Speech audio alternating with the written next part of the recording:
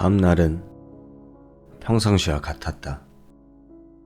앞집 남자가 설마 신고했을까 하고 걱정했지만 집에 경찰이 들이닥치는 그런 일은 없었다. 하지만 집을 나설 때마다 늘 마주하던 앞집의 남색 때문이 낯설게 느껴졌다. 이곳에 이사를 오고 단 한 번도 앞집 사람이 어떤 사람인지 궁금해져 본 적도 없었는데 어제 일이 마치 현실에는 없었던 환상처럼 나에겐 그렇게 느껴졌다. 결국 나는 이사 올 때 이용했던 부동산을 향했다. 찾아간 부동산 중개인에게 이상한 소리를 들었다. 거기 빈집인데? 중개인 아줌마는 황당하다는 표정으로 나를 바라봤다. 네? 빈집이라고요? 거기 집 비었어요. 그리고 그쪽에서 집 알아볼 때 주변이 좀 조용하고 되도록 이웃이 없었으면 좋겠다고 했잖아요. 집에서 일할 때 방해된다고. 그래서 일부러 외진 곳으로 소개해 준 건데. 그녀는 접시에 담긴 방울토마토를 집어 입에 넣고는 으적으적 씹으며 고개를 흔들며 말했다. 아, 예. 제가 그렇게 말하긴 했죠. 왜요? 무슨 일 있어요? 아니요. 그냥 밤에 무슨 소리가 나서. 나는 대충 둘러댔고 그런 내 말에 그녀는 고개를 갸우뚱했다. 그럴 리가 없는데. 아마 착각하실 거나 도둑고양이였을 거예요. 너무 신경 쓰지 마요. 아, 네, 알겠습니다. 그럼 가볼게요. 나는 서둘러 나왔다. 아무도 살지 않는 곳이라니. 그럼 어제 그 앞집 남자는 대체 뭐지? 집으로 돌아오며 다시 마주한 앞집. 노크를 하려다가 멈췄다. 좌우를 살피고는 회색 벽을 바라봤다. 벽은 그다지 높지 않았다. 나는 힘껏 뛰어올라 벽을 손으로 짚어 턱걸이를 했다. 앞집의 마당이 시야에 들어왔다. 팔이 바들바들 떨려왔지만 궁금증을 참을 수가 없었다. 최대한 빨리 앞집 마당을 눈으로 훑었다. 마당에는 관리가 안 돼서 말라 죽은 화분들과 개조심이라고 쓰여있는 팻말이 꽂힌 채 비어있는 개집이 덩그러니 놓여 있었다. 그리고 그 주변에는 누군가 몰래 버린 쓰레기가 엄청나게 많은 상태로 악취가 올라왔다. 부동산 중개인 말대로 사람이 사는 흔적이 느껴지지 않았다. 여기서 뭐 하세요? 순간 누군가 나를 불러서 깜짝 놀라 밑으로 떨어졌다. 올려다보니 야쿠르트 아줌마가 나를 경계하는 눈빛으로 바라보고 있었다. 아, 예. 다른 게 아니라 제가 요 앞집에 사는데 여기서 맨날 무슨 소리가 나는 것 같아서. 나는 우리 집을 가리키며 말했다. 역시나 대충 둘러대고 상황을 무마하려 했다. 여기 빈집인데? 네, 여기 빈집 같아요. 근데 뭐 여기로 이사 오신 거예요? 그녀는 상당히 걱정스러운 눈빛으로 말했다. 왜요? 그녀는 주변을 두리번 살피고는 조용한 목소리로 몰래 속삭이듯 말했다. 아유, 여기 몇 개월쯤 됐나? 여기 남자 혼자 살고 있었는데 아무도 모르게 사라졌어요. 동네 사람들 말로는 빛이 있어서 도망쳤다고도 하고, 뭐 멀리 출장 갔다가 사고가 났다는 말도 있긴 한데, 뭐 어쨌든 사람 일은 모르죠. 아무튼 실종된 지 좀 됐어요. 그녀는 그렇게 말하고는 내리막길을 따라 내려갔다. 나는 멍하니 앞집을 바라봤다. 온갖 생각이 뒤엉켜 정신병이 더 심해질 것 같았다. 두통이 시작됐다. 나는 지끈거리를 머리를 부여잡고 황급히 집으로 들어갔다. 다음 날 밤, 인기척에 밖으로 나가보니 앞집 남자가 밖에 서 있었다. 역시나 검은 옷을 입은 채 어둠 속에 파묻혀 있었다. 행여나 누가 보면 저승사자로 오해할 법했다. 전날 낮에 있었던 일로 나는 경계심을 갖고 있었다. 아무도 살지 않는 앞집에 사는 남자, 실종되었던 앞집 남자는 내 앞에 서 있었다. 저 고기 남았다고 했죠? 그의 기대하는 눈빛에 나는 마지못해 고개를 끄덕였다. 그리고는 집으로 그를 들여보냈다.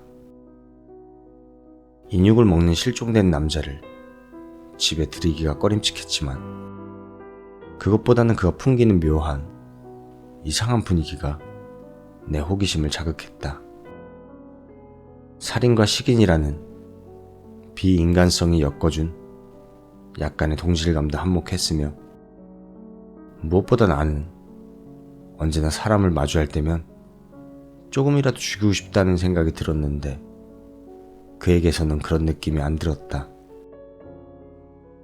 부동산 중개인도 방울토마토를 쩝쩝거리며 먹어서 죽이고 싶었고, 야쿠르트 아줌마도 나를 놀래켜서 죽이고 싶은 마음이 들긴 했었다. 그 마음이 크지 않고 상황이 상황이라 그저 참은 거였다. 근데 이 미스터리한 앞집 남자는 죽이고 싶은 마음이 들지는 않았다. 그는 엊그제와 같은 위치에 앉아 고기를 기다렸다. 그때보다는 적은 양이었지만 오늘은 낮에 내가 미리 손질을 해둔 터라 금방 대접할 수 있었다. 원래 같았으면 동네 야산 깊은 곳에 묻어야 할 시체가 앞집 남자로 인해 뼈만 남았다. 덕분에 주말에 가지고 나갈 캐리어는 상당히 가벼워질 것 같다. 저 잘 먹겠습니다. 그는 맛있게 인육을 즐겼다. 그날을 복사해서 붙여놓은 것처럼 그는 고기를 맛보았고, 나는 그가 먹는 모습을 신기해하며 바라봤다.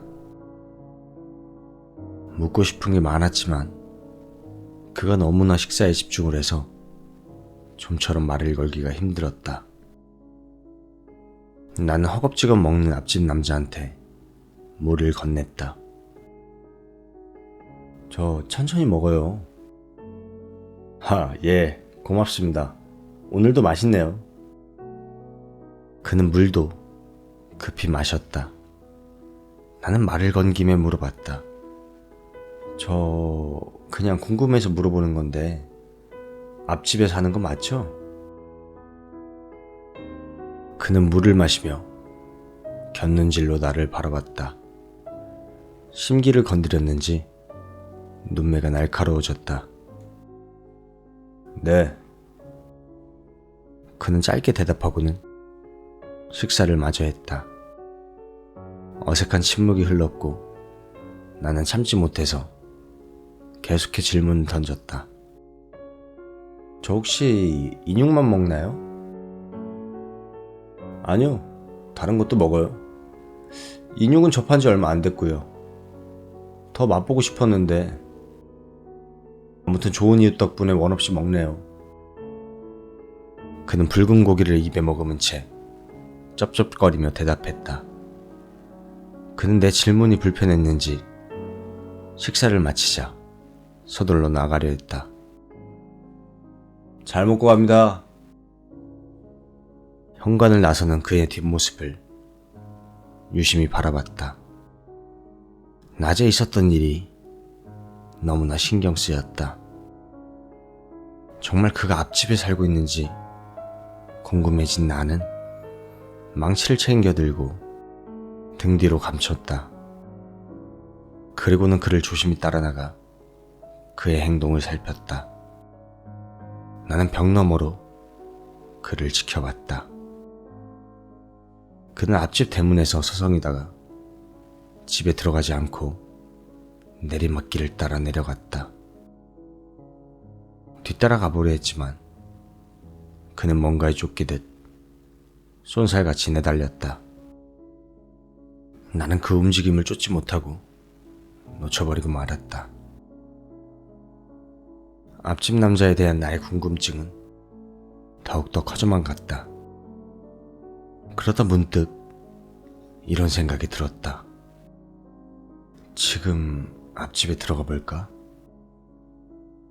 나는 내리막길을 내려가 주변을 살폈다. 어디로 갔는지 앞집 남자의 그림자조차 보이지 않았다. 인적도 없어 지금이 딱 기회다 싶어 나는 앞집으로 향했다. 남색 대문이 나를 환영하는 것처럼 느껴졌다.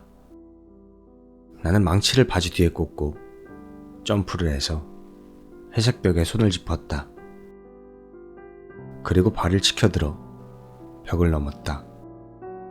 쿵 하는 소리와 함께 착지했다. 발목에 조금만 고통의 통증이 느껴졌다. 치우지 않은 쓰레기에서 풍기는 악취 때문에 인상이 절로 찡그려졌다. 나는 망치를 고쳐잡고 최대한 걸음소리를 내지 않으며 마당을 지나갔다. 현관문 앞에서 조심히 문고리를 돌렸다. 역시나 잠겨 있었다. 나는 집 주변을 돌아봤다.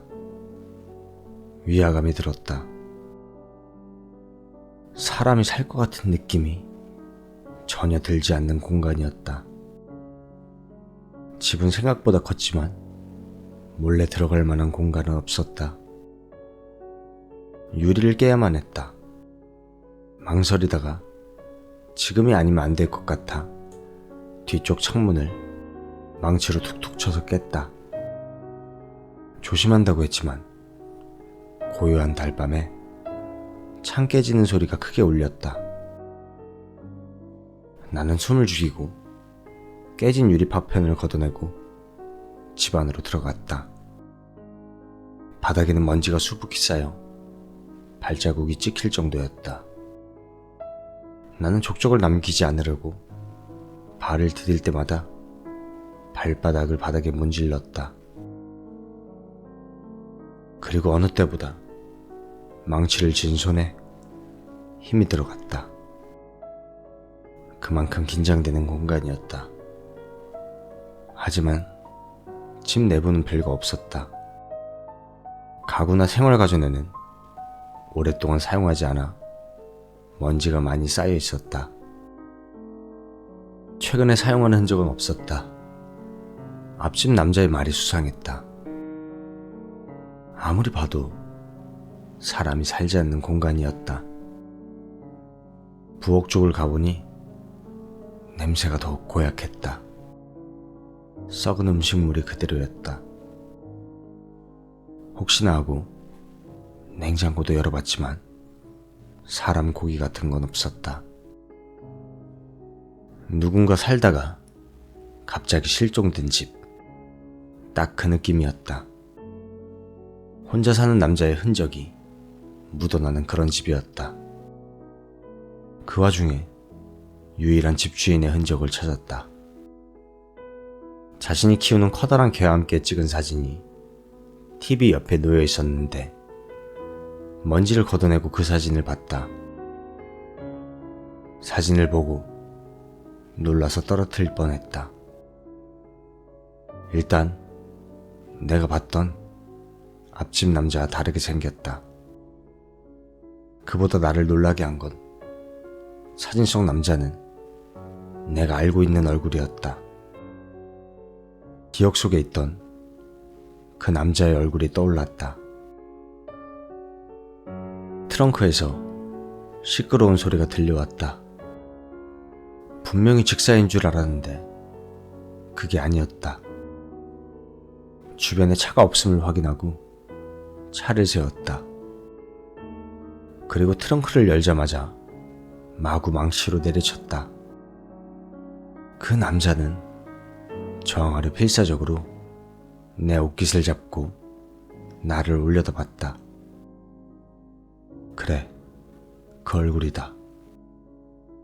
그는 그렇게 저항을 하다가 이내 나의 망치질에 머리에 피를 흘리며 쓰러졌다.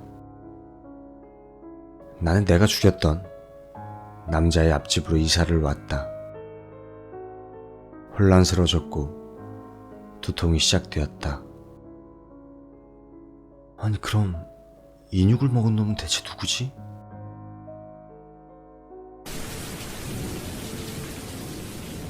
창밖을 보니 밖에 소나기가 내리기 시작했다. 비가 세차게 내리는 창밖을 바라봤다. 살인하기 좋은 날이다.